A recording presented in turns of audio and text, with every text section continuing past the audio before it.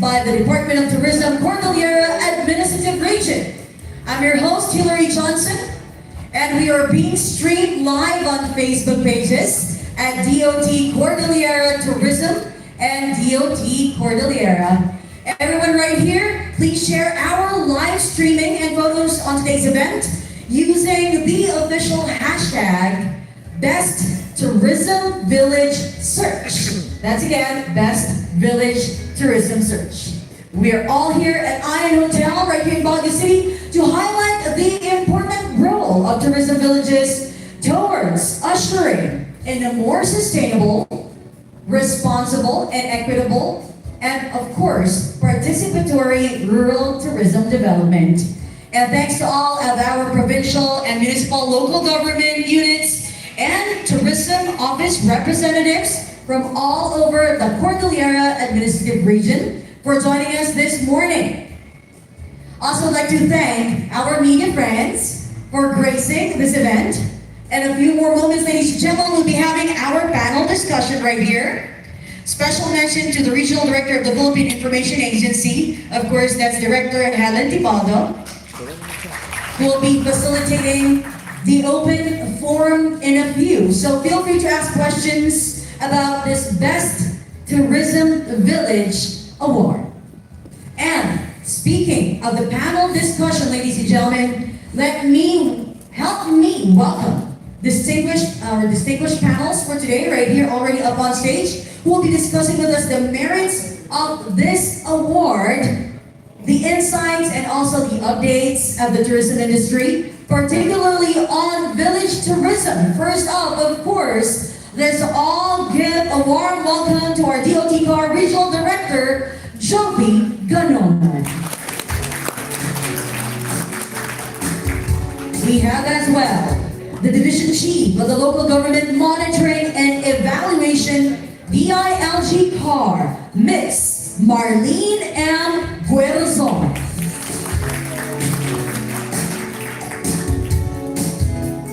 From the Office of Governor James Eduba, from the Province of Kalinga, Miss Kathleen May Wagawa. Of course, seated here as well in front of us is the CEO of Positive Exposure, practicing member of the Global Sustainable Tourism Council, to assist us in defining the criteria for the search of the village tourism, Ms. Marina Lee. Thank you very much, panelists, for taking time to be here today. And this event, of course, won't be complete without the presence of the dedicated and hard-working provincial officers of the Cordillera region. Of course, we'd like to thank them in a bit. We'll have the list ready in a few. They are so passionate and determined.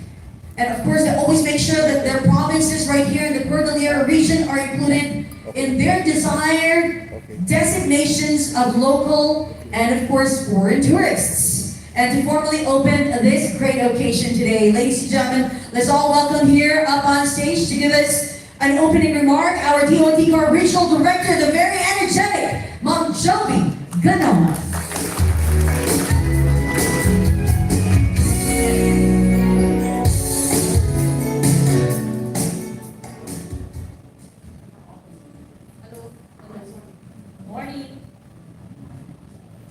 Good morning. Magandang umaga sa ating lahat.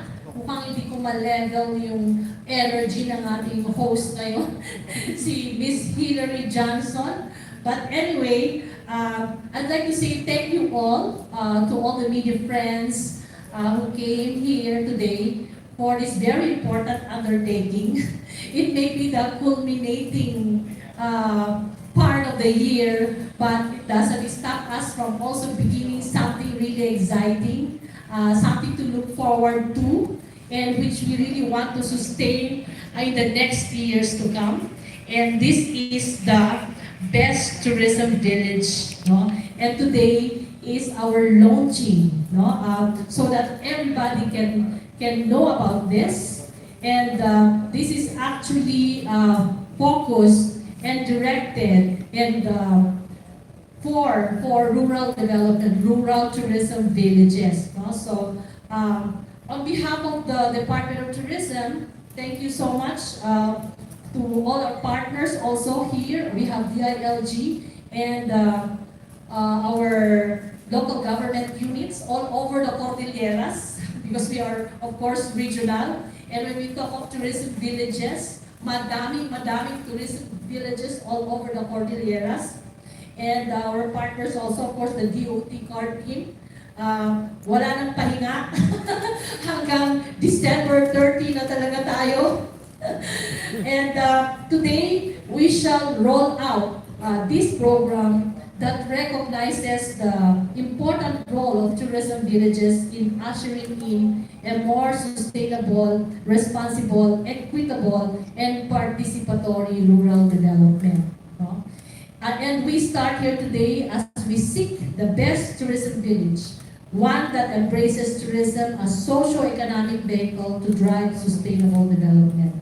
So with this noble intention to recognize communities, it is our fervent hope to instill a culture of tourism that would pave the way for a paradigm shift among all of us in the public and private sectors and to change how we think tourism, to care more about our culture and heritage, our traditional knowledge, our environment, and most especially our people as part of the tourism value chain.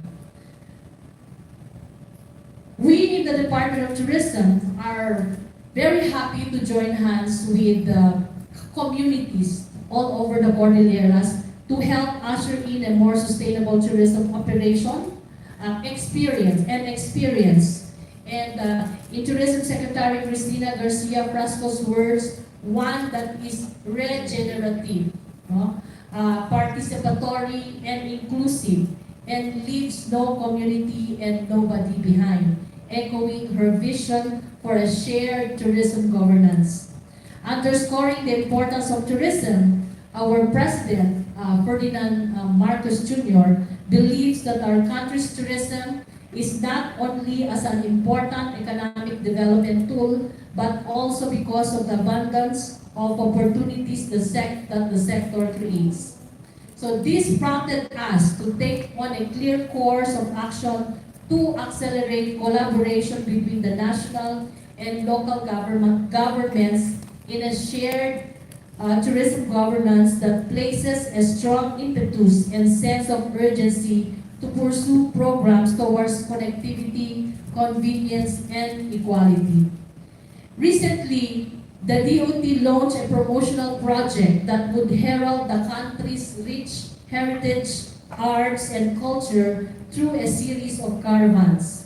Dubbed the Philippine Experience Program, Culture, Heritage, and Arts Caravans is an expansion of the concept to cover all the regions of the country with the aim to diversify the cultural tourism product offerings of the country, equalize opportunities across the regions, support preservation of the country's heritage and artistic resources and assets, and instill a sense of pride and patriotism among the Filipino people through a greater appreciation of the country's inheritance and legacy.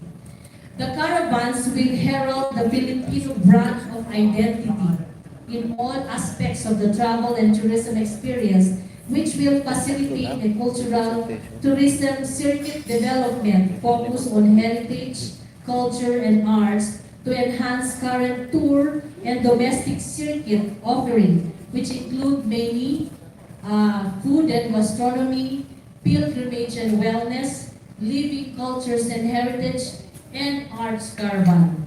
So it is our hope that through this project that seeks the best next tourism village, we can encourage communities to contribute to our long-term vision of a more sustainable future in tourism.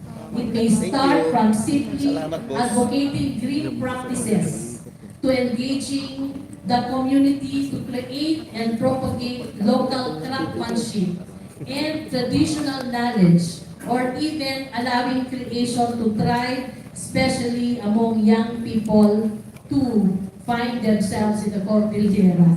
No? So all of these things will have to be looked at in choosing the best tourism village.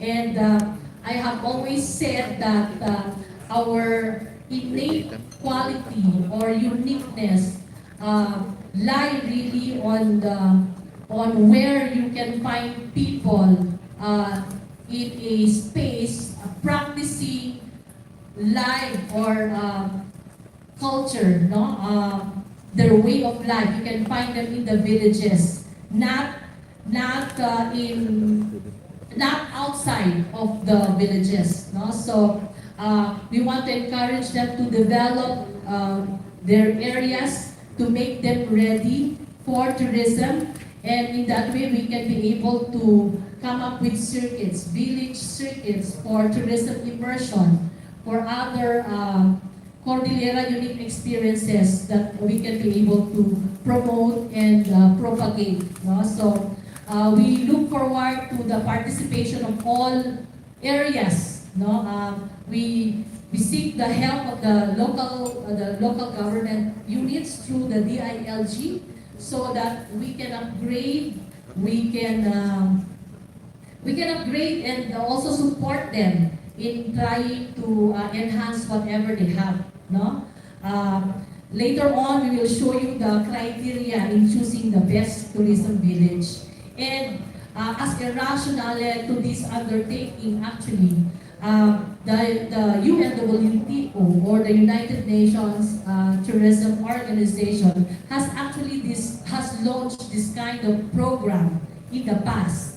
No? And that, to our minds, in the Department of Tourism, we have what it takes. We have what it takes. We just have to really bring them out and highlight them so that they can be able to be recognized not just locally but internationally. But a lot of works has to be done.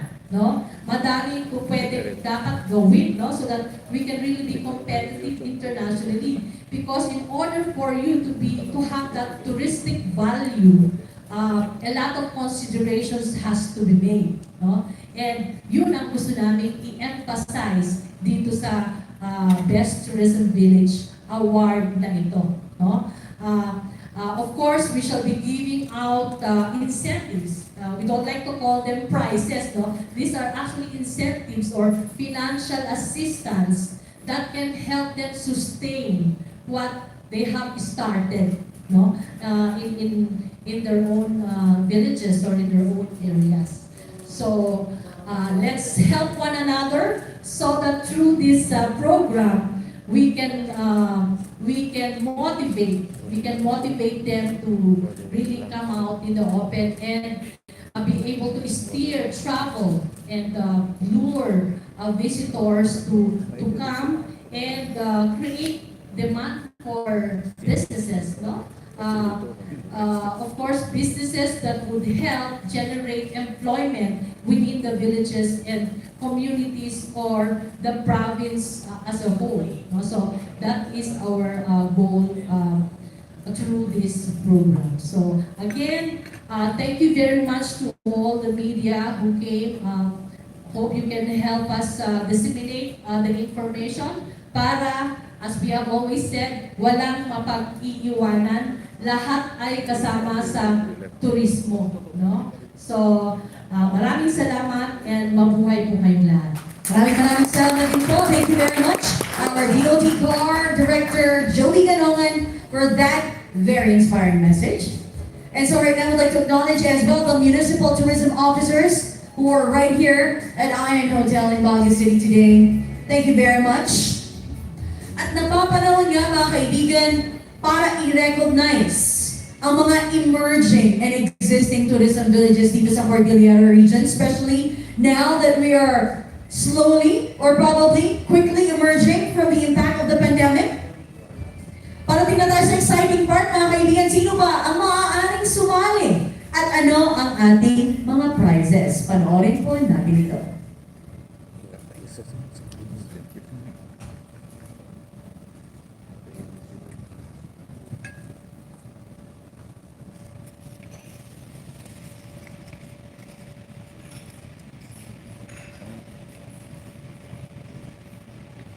audio.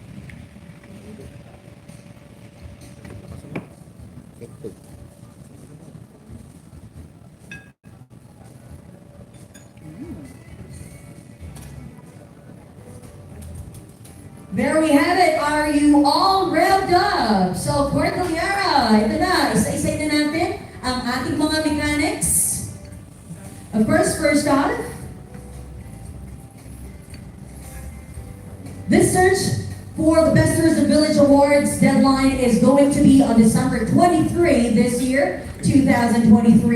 It's open to all existing and emerging tourism villages in the Cordillera Administrative Region, covering the provinces of Abra, Benguet, Ifugao, Kalinga, the Mountain Province, and Apayao. Applicants will be evaluated by a screening committee. Qualified applicants will be notified by DOT CAR, and a team will come for a physical visit for validation. Next, application forms will be available in all provincial tourism offices and municipal tourism offices of all local government units throughout the Cordillera Administrative Region. And of course, you can check out the application forms. You can download it from Best Tourism Village Search. And of course, the mechanics are also at the media folders for our media friends. And now, ladies and gentlemen, for their criteria for judging. 25% for sustainable management, 15% for socio-economic sustainability, 25% for cultural sustainability, 10% environmental sustainability, and 25% for rural economic development, a total of 100%.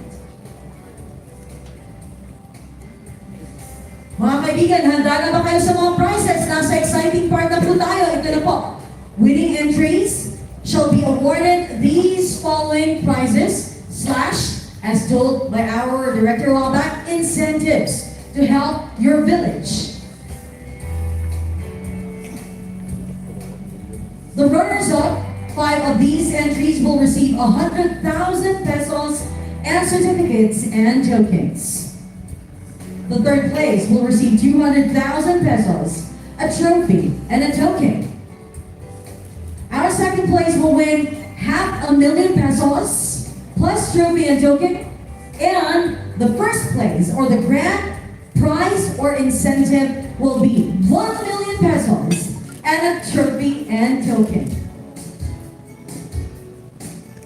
Of course, the winning entries will be notified by DOT CAR and will be invited to the awarding ceremonies, which will be held on January 2023 in a hybrid format or fusion face-to-face and physical meeting in an online digital platform. So you may check the pages of the Department of Tourism Cordillera Administrative Region Office and our Cordillera Tourism for updates. Handa na ba kayo in showcasing the best tourism village in our beautiful region of the Cordillera? Well, to facilitate right now our open forum, I'm requesting up on stage our Regional Director of the Philippine Information Agency, right here at the Cordillera Administrative Region, Ma'am Helen Tibaldo, and of course to give us a few words as well, Madam.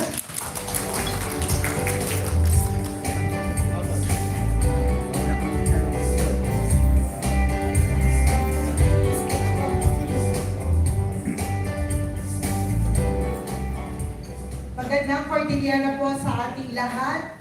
Advance Merry Christmas to everyone. 15 days more to go. Hindi kayo masaya? Malapit na po. Handa na ba ang pakaskon nyo? Let's give ourselves a big round of applause to this morning's launching by the Department of Tourism search for the best Cordillera Village. Again, magandang Cordillera, and today is really a productive weekend as we participate and watch via live stream launching of the search for the best tourism village here in the Cordillera, where a range of tourism experiences abound. Simulan na po natin ang ating kwentuhan, what this search is all about. We heard our DOT Regional Director expound on the search. Sabi ko nga, ang director na walang pahinga until the end of the year and onwards. But syempre, ang tourism is the shock driver of our economy. We get back to our DOT Regional Director for the opening statement for the second part of this launch. Director Joby, why you never stop having events on tourism in the Cordillera? Thank you, Director Helen. No, we never stop because we are public servants. That's foremost. No? We have a responsibility to our stakeholders, especially so that, as we all know, tourism has been in lockdown for 2 years, no, because of the pandemic. And we are now here for vengeance. parang gano'n, no? We have to really help our economy get back to its feet again, especially the tourism industry will be really affected by the pandemic. No? And our main goal here is to really look into other provinces as well. No, we know that Baguio City is a very mature tourism destination already, and we're focusing now on arts and culture, village immersion, and so we go to all of the provinces, no, where the villages are, and they have a role to play in sustainable development, and of course that would in a way generate income for all of. Or tourism would be a vehicle for economic development in all of those areas. Maraming salamat, Director Joby. We just watched and brief, we just watched at na-brief po tayo on the search objectives, mechanics, and criteria for judging and prices. But let's find out the roles of our partners, and mga partners ng DOT. Let's start with the Department of Interiors and Local Government. We have the Division Chief of the Local Government and Evaluation Unit, Marlene Burson. Okay, so thank you very much, Arlene Helen, of course, Arlene Joby of DOT, and our media partners, our DOT staff present this morning. So in behalf of the DILG CAR, my director, my regional director, Araceli San Jose, would like to express our deepest gratitude, ma'am, for inviting the DILG here. Actually, we are very, very excited, especially that you are our strong partner in building the capacities of our local government units. And as mentioned earlier, aside from building the capacities of our local government units, we're giving recognition to those who are doing good. So on the part of the DILG and in support of tourism development, particularly Republic Act 9593, the Tourism Act of 2009, the DILG is very supportive in terms of monitoring the accomplishment of our local government units, starting from the municipal, city, and the provincial level. So we are already giving focus, especially on the structure of our local government units, and we would like to monitor first and foremost before they can develop the tourism development in their area. Of course, meron ba silang mga tourism officers, whether appointed or designated. Okay, yun po ang very important aspect dyan, ano? Kasi hindi naman siya tatakbo, ano? Hindi siya uusad kung wala itong mga designated or appointed officers natin sa ating mga local government units. And of course, we do capacity development in terms of informing them of their expected roles and functions in the different LGU level. That's all. So maraming salamat, Ms. Marlene, for explaining to us on the role of the ILG on this search. We also have with us the representative of the Office of Governor James Eduba of Kalinga Province. We have Ms. Kathleen May Wagawat. Good morning, ma'am. For us. So first of all, thank you so much for inviting the Office of the Provincial Governor. Unfortunately, Governor James Edruba is not available. Therefore, he sent me as his representative. So good morning to each and everyone. So I think our role as local government units, we just want to encourage community levels to build a sustainable development, sustainable culture, tourism, and integrate our indigenous culture and practices to show off and there. So we also want to encourage them to perform. I saw that there is a kind of incentive for the winners, and as RD Jovi and Ma'am Jovi and Ma'am Marlene said a while ago, we don't want our communities to involve themselves just because of incentive. We want them to continue whatever they started. We want them to have some sort of encouragement.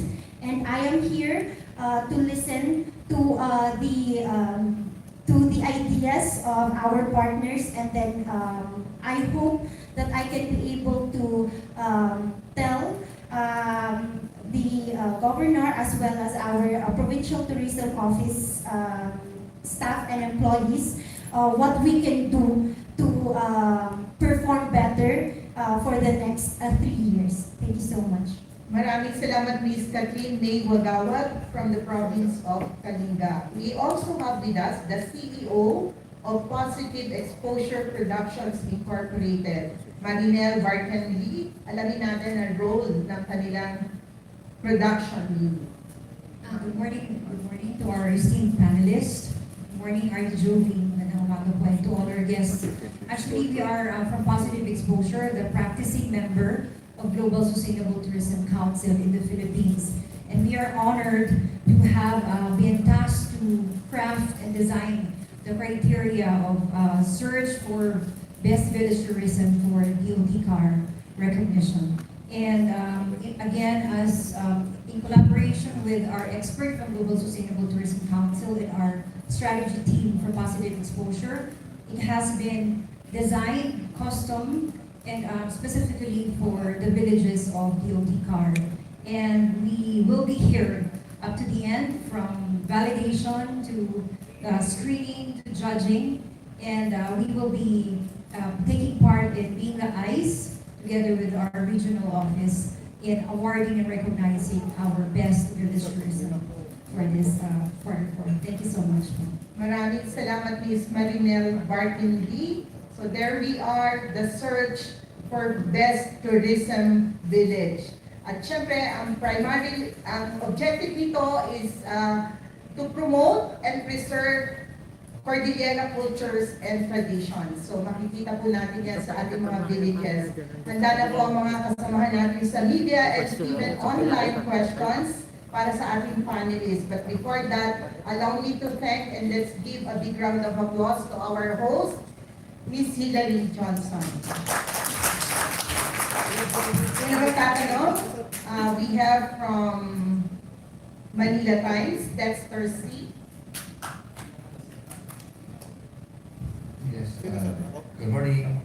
Good morning to everyone. I would like first to read the framework of the issue. Anyway, to Ma'am Jovi, may we be appraised of our tourism statistics, pre-pandemic, the pandemic, and the figures for this year?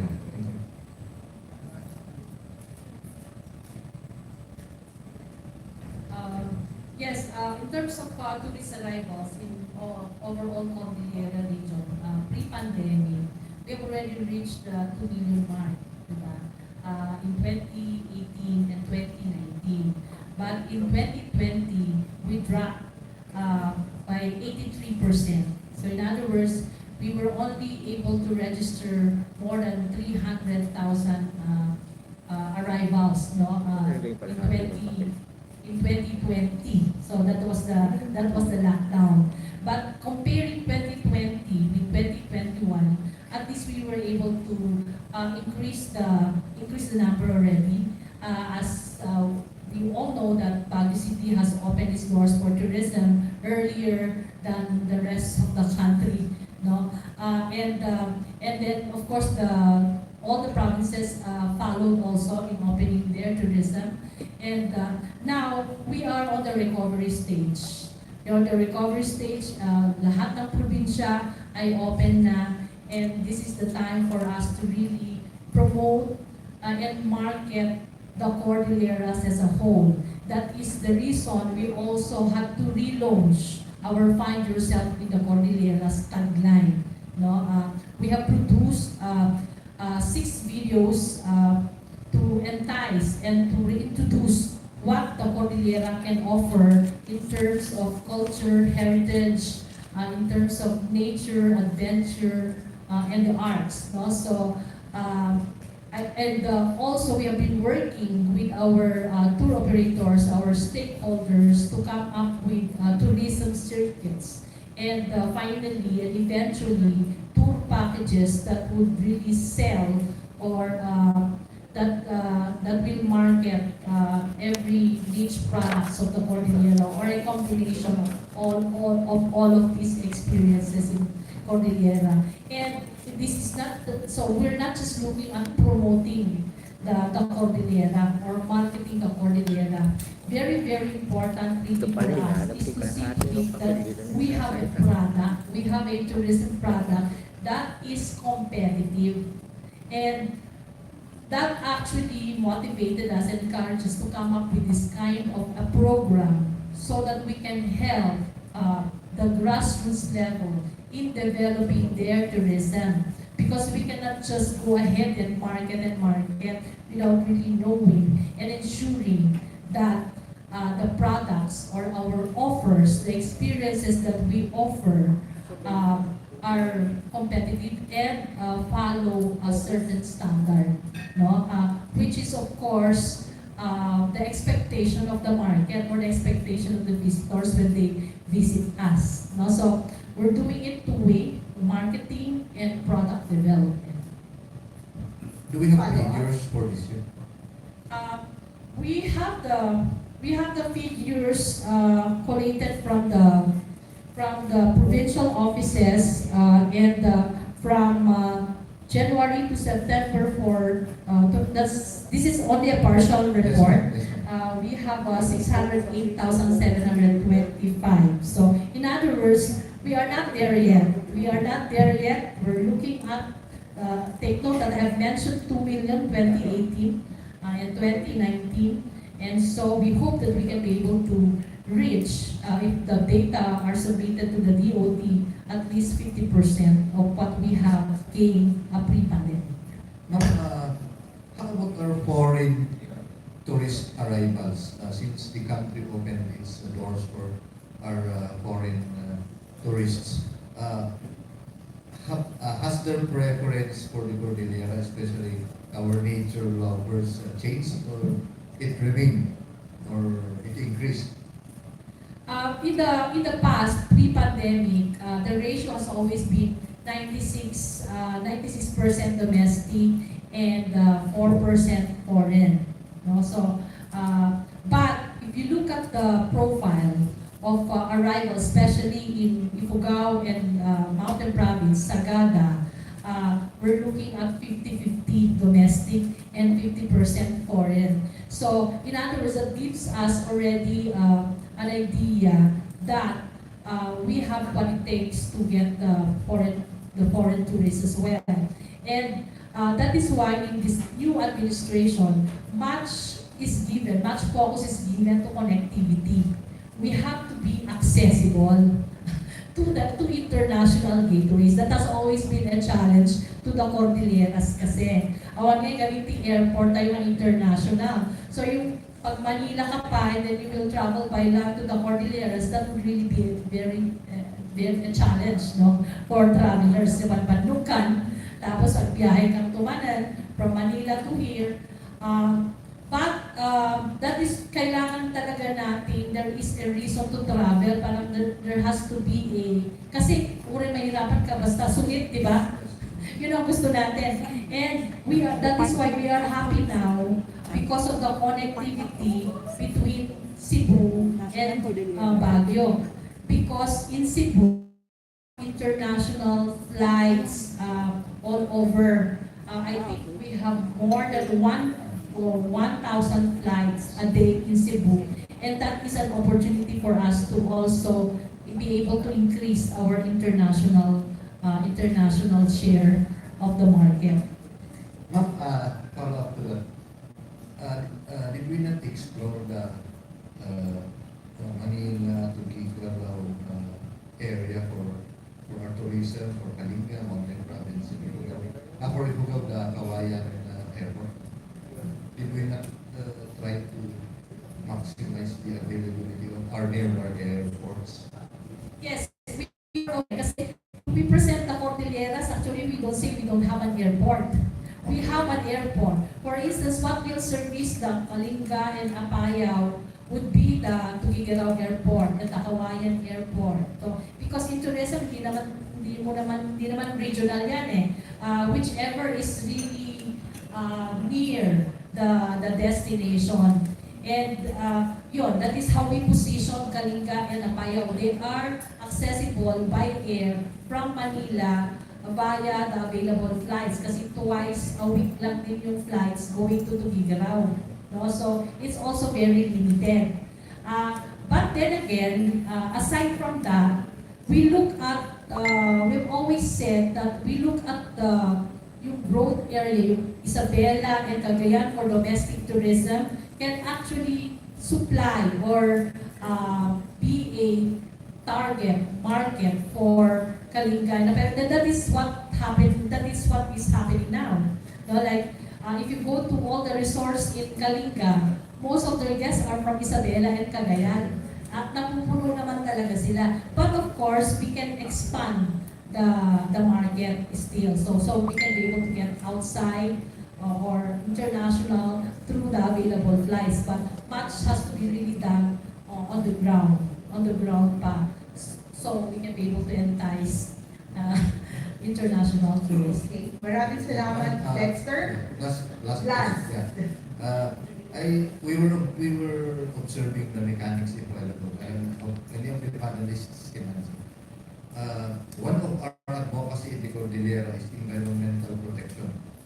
We are wondering why the criteria on environmental management and protection is 10%. Yun lang naman. Thank you.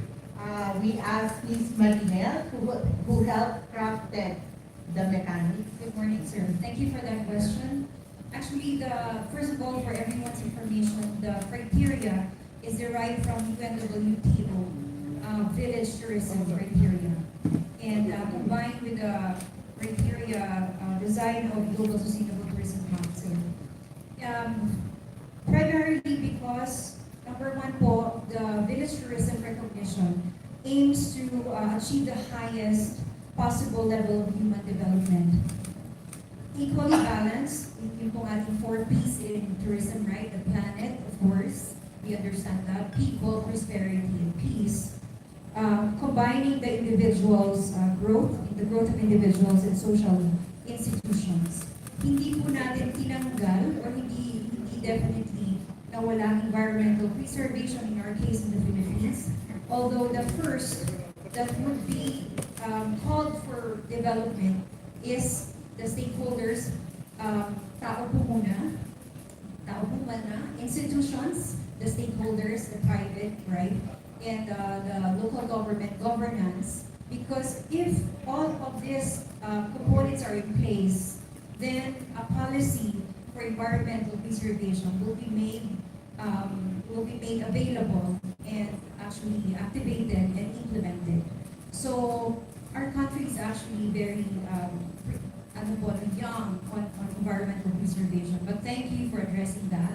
At the moment, it's a direction of the WTO. Unahin po ang katauhan, human, in the human being, right? The socio-economic, meaning the stakeholders, everyone who would be implementing the policy, and then the policies would be followed. Maraming salamat, Dexter. May we remind our media friends and other guests for yung mga magtatanong, one question and one follow-up. We also have some online questions to entertain soon. Ang sunod po magtatanong mula sa Filipino News Sentinel, Mark Laman.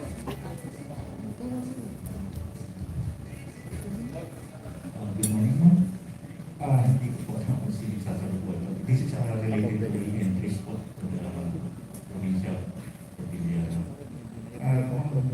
Yung mga entries po, yung mga existing villages, ang pwede pong maglagay po ito. And yung mga kalalagsinan po ng mga tourism villages po, pwede po sila magpasok. Dahil sa Sagrada po, may ginagawa po ang kailangan na tourism village, pwede po natin mag-i-play. Director Joby. Yeah, when we talk of a tourism village, it can be a barangay or a group of barangays, or it can be a cluster of barangays, group or cluster of barangays. So, if they are existing as a tourism destination, wherein there are activities connecting the areas, then they can be qualified as a tourism village. How about the convert to, like, convert to park our tourism now? It's like Stone Kingdom. from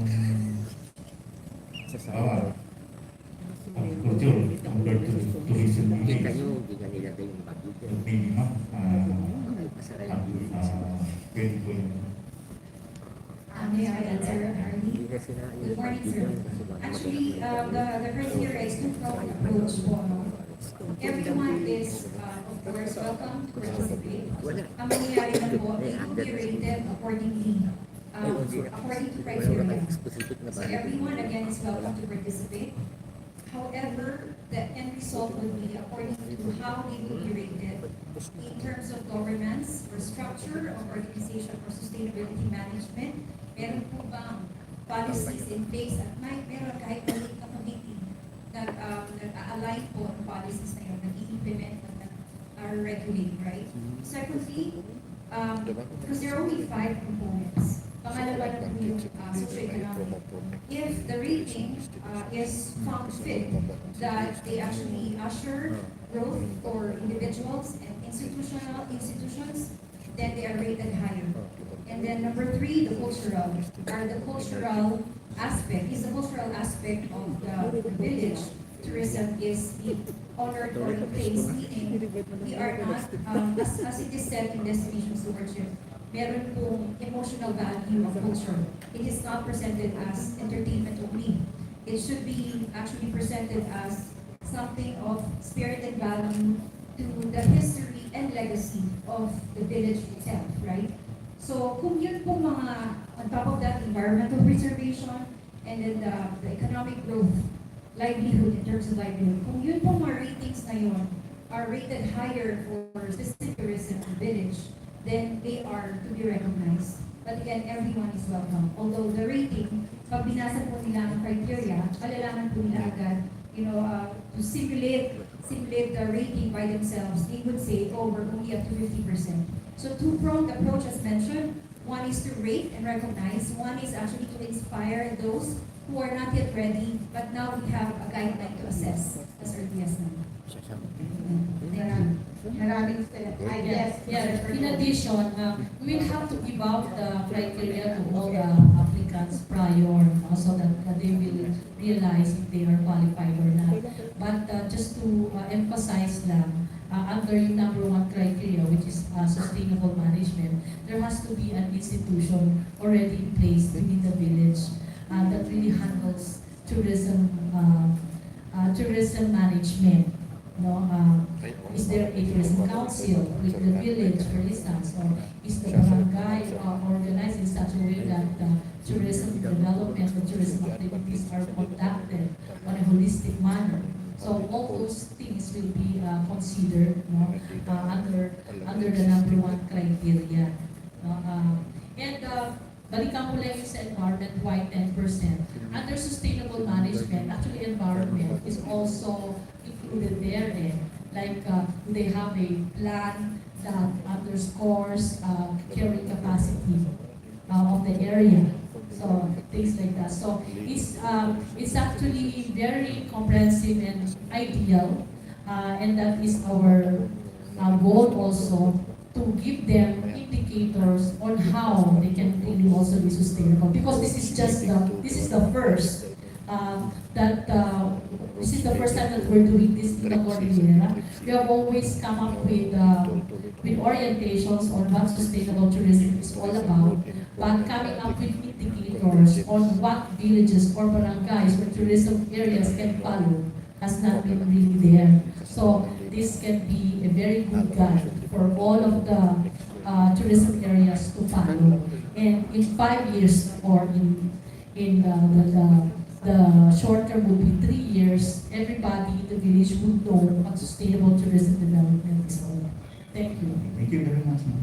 Maraming salamat, Mark. Follow-up question lang. Na-mention mo first in the Cordillera, first in the country. Online question. In the country. This search. Yes, please, Marina.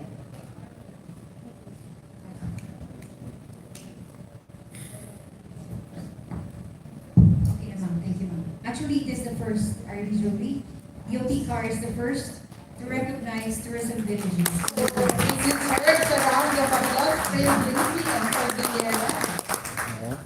Okay, ang sunod pong magtatanong, we would also like to acknowledge our vloggers here in this launch. So, nandito po from Northcom, Pilipinas Popcorn, Lizette Dunuan. Morning, to our panelists. Natanong na kanina ni Sir Mark yung isang tanong about whether it can be a barangay or a cluster. So I'll go to my question about sino po ba yung pwedeng mag-apply? We're talking about can the barangay apply? Can it also be a private sector representative or a multi-sectoral group that can apply for this specific search? So that's the first question, kasi that might also be, baka yung mga barangay din natin nagtatanong. And then, or can it also be the LGU that can apply in their behalf? Ms. Marinette. Thank you, ma'am, for that. May we please flash the application process? Ma'am, as mentioned earlier, lahat po ay welcome. In the levels of barangay, LGU, the municipality or town, and even the province. Yes, city, town, municipality, and then even the provincial level. And as mentioned earlier again, the application forms and mechanics will be distributed and made available in every province, provincial tourism office. Ano po ang question? Are private sector organizations allowed to apply in behalf of this village, for example? Okay. That's one, kasi that might be not to. Actually, one of the criteria is to have a council or committee. It's like a task force or even a task force in every territory. If in that committee or task force, the private sector will be assigned to represent, then the private sector can be the representative. Okay, thank you. The follow-up question is, can the coverage of the tourism village can it also be very wide in terms of that, or also very specific, like for example, villages like the ones in Pasig that have slow food or food tourism as their specific area, or does it have to be, the whole cultural experience of a village to be applied for in this specific search? Okay, it has to be actually covering both aspects because the rating covers the management of sustainable tourism in the village, Number two, again, the growth of individuals and institutions. Number three, the cultural aspect of it. So kailangan po na-cover lahat po yun. As long as it's covered, be in the aspect of, again, an asset. Actually, asset is component of the entire village already. Asset or products, on top of its people, management, magkakasama po siya. So, if all those criteria is present, yun po yung masasabi natin ready for entry. Okay, thank you. Thank you, ma'am. Maraming salamat, Giselle. And now we have from GMA 7, Dave Kulot Leproso. Salamat naman sa kulot. Sa mga panelists, nakikita natin November 22 to December 30. Mukhang very short yan. So basically, the Cordillera, ang pinaka-interesting dyan is basically culture revolves around the rice cycle, which is mga 1 year yan. Very short yung screening period nila. And some villages are also remote, which needs a lot of like trekking and transport to the areas. Takes 1 to 2 days a minimum. Thank you for that. We have actually considered the time element, no? And we have a timeline. No? We have to receive all the applications on or before December 23, right? And based on that, our option really is to extend, no? It depends on the applications that we receive. But as soon as we receive the applications, we will have to already schedule the assessment. And we already have a panel of, we already have a committee that will handle that. So we will have to involve international experts as well, national and local. Also, it can be holistic yung, and objective yung pag-evaluate of the yung applicants, the village applicants. You know, this is the first time, no? And to be honest with you, in our travels kasi in the Cordillera, we have always said that it's very beautiful in terms of culture, in terms of nature, in terms of everything. And so, there is a missing link somewhere when we travel. And you know, and we all know that, di ba? Some facilities are not really up par. There are small developments that need attention. Like for instance, yung beautification, for yung the aesthetic value, for instance, yung the existing restroom, the cleanliness, etc., the trail development. And to be honest with you, hindi kaya ibigay ng Department of Tourism Regional Office because these are actually local level development. These are local level development. And one way to really support all of these villages is to come up with an incentive. And this incentive or financial assistance for those who will at least qualify the minimum will be used for enhancing the quality of the villages. So it can be used, for instance, for beautification. It can be used for setting up a better restroom or improving an existing restroom. It can be used for trail development. It can be used for signages. It can be used for capacity building within the village and for other things that they need for tourism development. That is actually the very purpose why we will launch this and come up with this kind of an activity. At first, it would not really be very hard on the criteria, but in the next years, we will have to make sure that the efforts or the infused nilang budget for the development are used and yung criteria natin will really be strictly followed. So okay lang yun, yung ngayon na very short lang ganun. Kasi may mga existing villages naman na tayo eh. And we can see that meron yung mga efforts na nangyayari na on the ground. So, di na kailangan yung talagang mag-i-start pa sila. I mean, mag-i-establish pa sila ng village. mag-organize na sila just because there is a program ng Best Tourism Village, may mga nakaset up na. So existing na itong mga villages.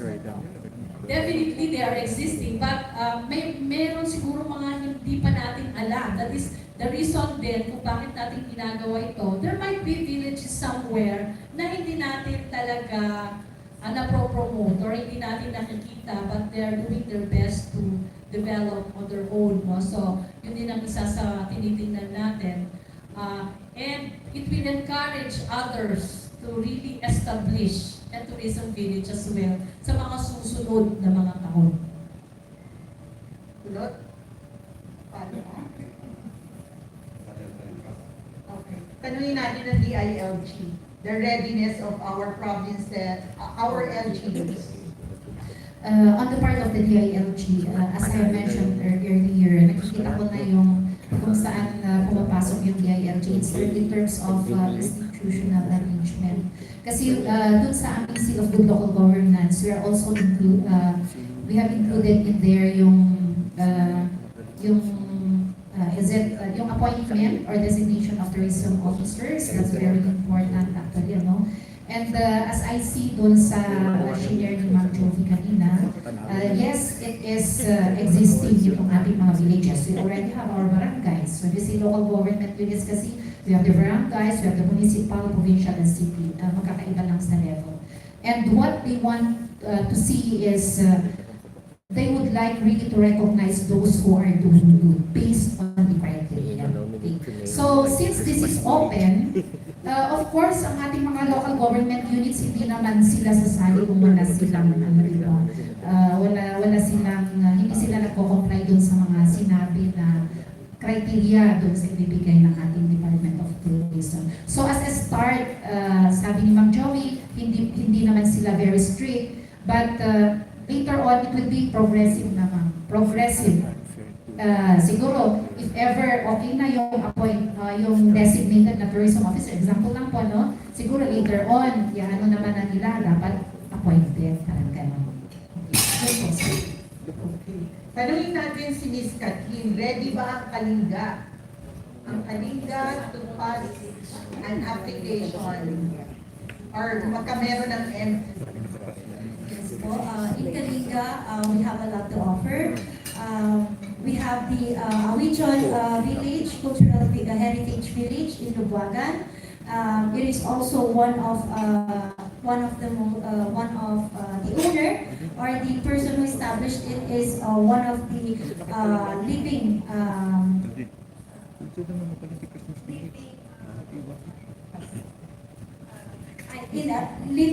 national artist po. And then we also have in Buscalan, of course, we have known her, Apo Wangod.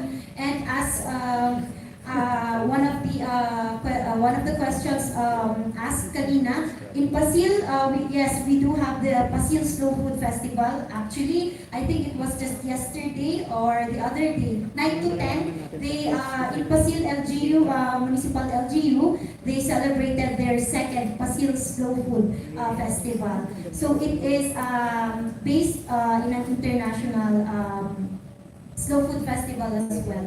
So for us, we do hope that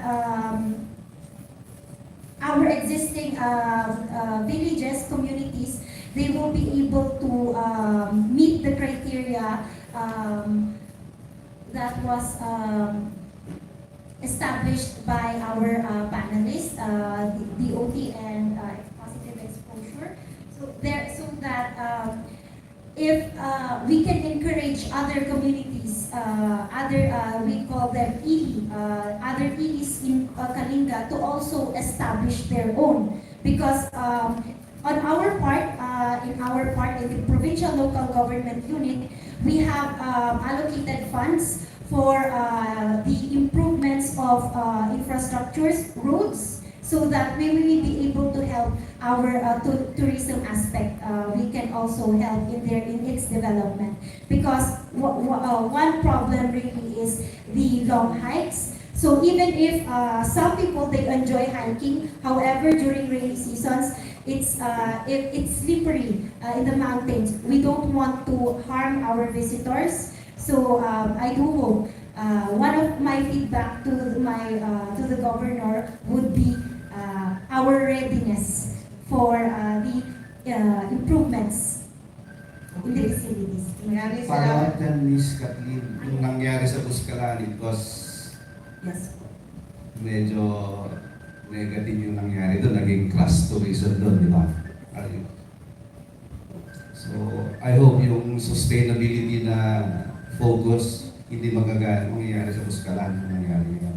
Anyway, additional is like, hindi ata naikuan yung objectives yung cultural sensitivity issues, which is a very broad argument. Kasi minsan, alam ba nung like yung tingaw, are we aware of that? Or like when a village will announce no entry for outsiders, things like is taken into account yung cultural sensitivities ng mga proposed tourism village.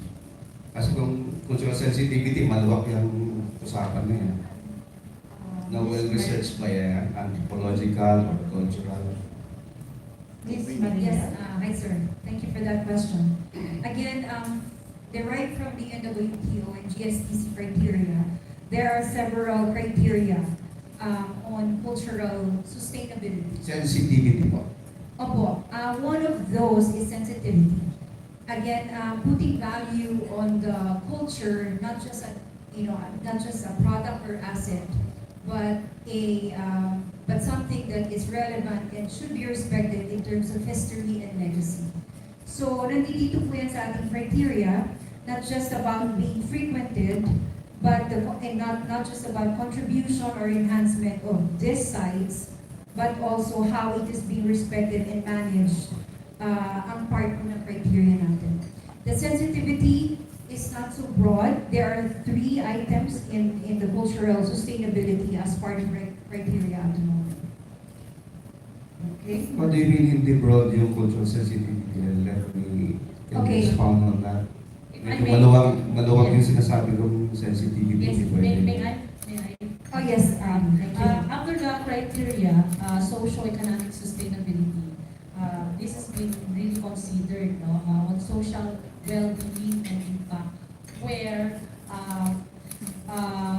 the measures will have to be given points, no? Like, do they have measures that would protect the community from the possible negative effects of tourism, for instance, which the cultural sensitivity is part of, no? Meron ba silang gano'n? Because it should come from us, no? Yung sa villages, ano bang bawal sa amin? Sensitive kami sa ganito, ganyan, ganyan. So we shouldn't assume kasi na ang turista alam yan. It is our responsibility as host or as tourism people to really inform our tourists to be sensitive. Kasi dapat sensitive sila, hindi naman pala nila alam bawal na picturean. O hindi naman nila alam bawal palang tumawa. I mean, I'm just Yes. exaggerated, but that's how it is. So that will be given consideration as well under number 2 criteria. No? So rest assured, meron yan. So not just cultural sensitivity, but yung sexual exploitation, health hazards, crime, etc. are these areas given due consideration in crafting their local guidelines, or yung mga, in simple terms, may do's and don'ts ba kayo dito sa village na ito na kailangan malaman ng mga turista when they come here. Diba? So, nandun yun, Sir Kulot. Okay, maraming salamat. Kulot? Yes, in addition, dahil lang kasi we are naka-live stream tayo, di ba? So sa mga naririnig, nakikinig, kasi I know the LGUs are nanonood sa atin, just so maging clear what is a tourism village. No? So, a tourism village is a village that has a distinctive appeal. That this can be in the form of physical uniqueness of the rural environment as well as the social-cultural life of its people, which is packaged naturally and attractively. Important components in a tourism village, in tourism villages are, syempre merong tulugan. So pwede kang mag-homestay doon sa village. It can be a homestay or a lodge or a hotel. Hindi naman siguro hotel, village yun eh. And of course, there are tourism attractions in the area. Dapat may tourism attractions. And local residents participate in activities. Like for instance, meron silang mga dance, festivals, meron silang like mga weaving, pottery, and other forms of mga value-added into tourism. No? So, and other amenities such as may souvenir area ba dyan? Is there a cafe or a restaurant? Or is there a ground handler for a tour? Or may nag-handle ba ng tour package when we go there? Kasi it can be one thing, kung pupunta ka, wala naman palang handler. So, you get, parang libre lahat. No? Walang benefit yung community kasi parang people would go there and then pwede bang makikain? I mean, you know, this is happening, no? And you want community to really benefit sa travel, no? When people go there, they have to expand. That is what tourism is all about. You are willing to spend, you are willing to give for the community. That is responsible tourism as well. Also, meron pa dito, baka naman kasi puro libre kasi walang naka-design na tour package, etc. So those are considerations in this tourism village. Thank you. Final. Yung mga nanalo kayong village, are they prepared for what criteria and everything kung sakali? Yung mga mananalo. If they are prepared, definitely kaya nanalo sila. Kasi, di ba, may criteria, like, wala mga silent test, mga tour guides. At meron na ba silang advance information regarding that? Yung mga na-screen perhaps? I guess, Yeah, we have, for me, for instance, no, yung sa DOT, more or less, kasi we have gone around, tayo, yung mga media, have gone around, may mga hakulangan pa. But I think through this program, kasi yung mga kailangan naman dyan, hindi naman hard infrastructure eh. It's just a matter of cleanliness. Just a matter of putting up yung mga signages is just a simple thing sana na magawa kung pwede gawin ng barangay or pwede gawin ng munisipyo o probinsya. So, I'm sure marami tayong makakwalify and we're excited for the next years also to come kasi magre-ready na ang lahat. Maraming salamat. maraming salamat Kulot. And now we're down to last two, JJ Landihin of Manila Bulletin and Breves Bulsaw of People's Television. Magandang umaga po. Kay Director Lee, ma'am, we've noticed that your promotional videos for the Philippines, the DOT sponsored promotional videos for the international market does not show any mountains or there. It's all about beaches. So, paano po natin i-attract? How can we attract tourists to come up to Baguio if we're just showing, of course, we have so much fabulous seaside resorts in probably one of the pristine places. But we don't see anything about the Cordilleras being promoted internationally. In this administration, I think we're not just focused on beach tourism. No? As you may have siguro heard, our secretary, under the Secretary Christina Lucia Presscon, we have expanded the portfolio products of the Philippines as a whole to include actually lahat. No? Film tourism is even included now. Nature and adventure. Of course, yung beach kasi has been there for the past years kasi ito talaga yung nare-recognize at nabibigyan din ng mga awards, no? Parang holiday beach destination, Cebu, Palawan, and Boracay, no? That is why, for us naman, in the Cordillera, we are really keen on promoting mountain tourism. We are promoting slow food travel also here in the Cordillera. Actually, we're the first, no? Tayo lang yung talagang may na-recognize na slow food community in the international market. So, we are there in the international market. Hindi naman tayo na pag-iiwanan. And it's also important to be able to be present in international promotion fairs. You know, like there are just so many, like because we are basically a European market. Kasi if you look at Banawe, madaming Germans dyan, maraming French. So European market tayo. And we have always been participating also in, for instance, yung internationalist Tourismus Bourse, no?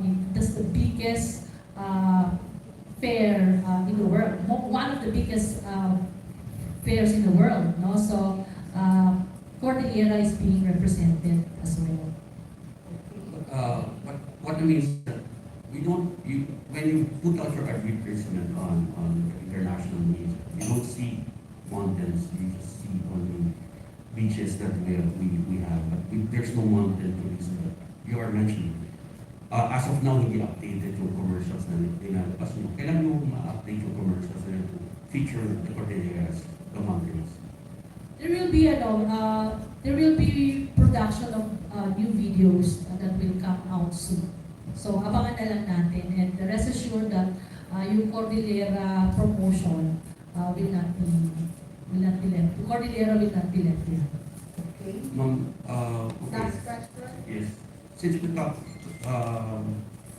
there's a quite famous already festival or games that's been held in Ifugao. It's called Pundok. So the former tourism secretary not there promoted it. But now it's turned over. It used to be handled by the community and our national artists in the team, but now it's turned over to you for sponsorship. You mentioned earlier, Menjo, it's nice to go to there. It's nice to go there, but it's kind of hard to correct because that's in the middle of the rainy season. So, is it if somebody from there nominates it as a best tourism village, who does the nomination? Is it the barangay? Is it the LGU or? I think a while ago na-mention naman kung who can nominate. Ma'am, kasi Anyone it can nominate. used to be handled by Tidlat. Maybe that's something they can discuss among themselves. We have the Ifugao Tourism Officer around.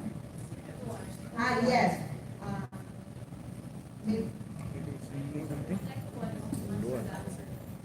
Would you be nominating Pulong as part of your best tourism village? Hello. Yes, good morning everyone. Thank you for making mention of our very own Pundok. So I'm Heidi Hermosora, Tourism Officer of Pundok Ifugao.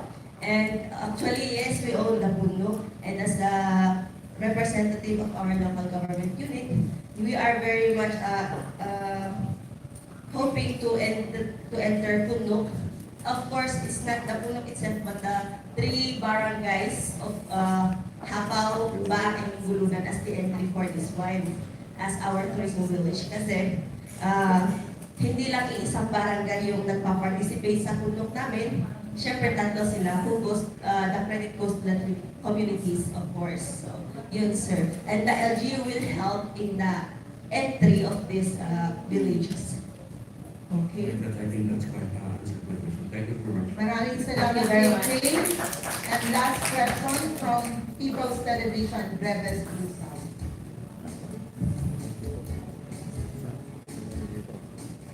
Good afternoon sa ating mga panelists. Good afternoon mga. Balik po ako dito sa ating criteria. Ano po yung dapat makita ng screening committee sa application forms? Will it just be like filling up filling it up or kailangan pang may mga technical reports. Kasi ito siguro pwede sa ating mga LGUs, hindi yung mga organized groups.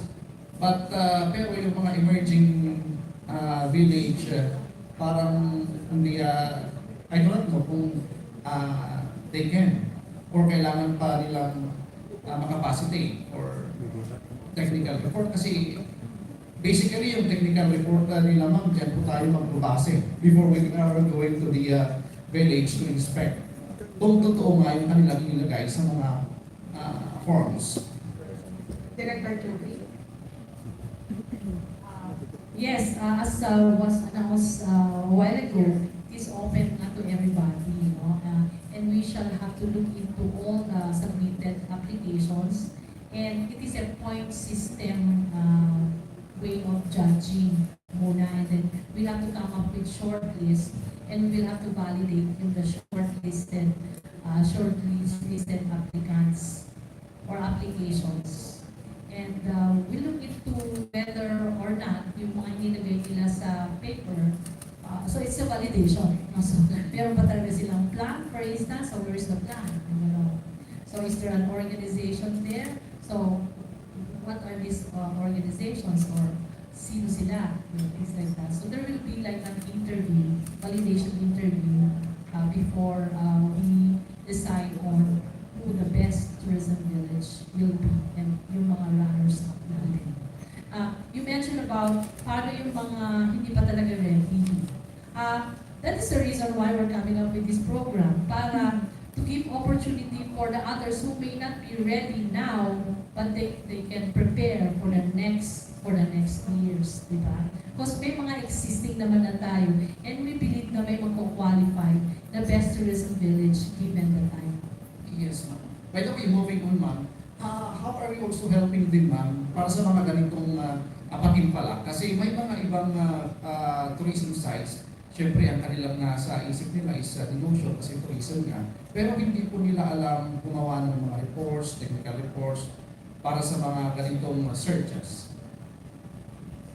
Thank God, meron tayong mga tourism officers who have also committed to help in yung technical application. No? So that is why yung ating mga applications are available sa lahat ng tourism offices. No? So, kay municipal or provincial. So ang ating projection ngayon, ma'am, ang mga karamihan magsasabit siguro mga LGUs. Yes, definitely mga LGUs. Or open din naman sa mga organizations as mentioned, but they have to be endorsed by the LGU. Thank you very much. Thank you. Maraming salamat, Breves. Dito po natatapos ang ating Presscon. Tingnan natin ang huling mensahe ang DOT Regional Director, Joby Eno. Thank you once again, Director Helen Tibalto. Kahit Saturday pa ngayon or Saturday. Nawala na tayo sa kung Monday ba ito or Tuesday, but it's a Saturday, but you are still here with us, helping us launch and help us disseminate this information.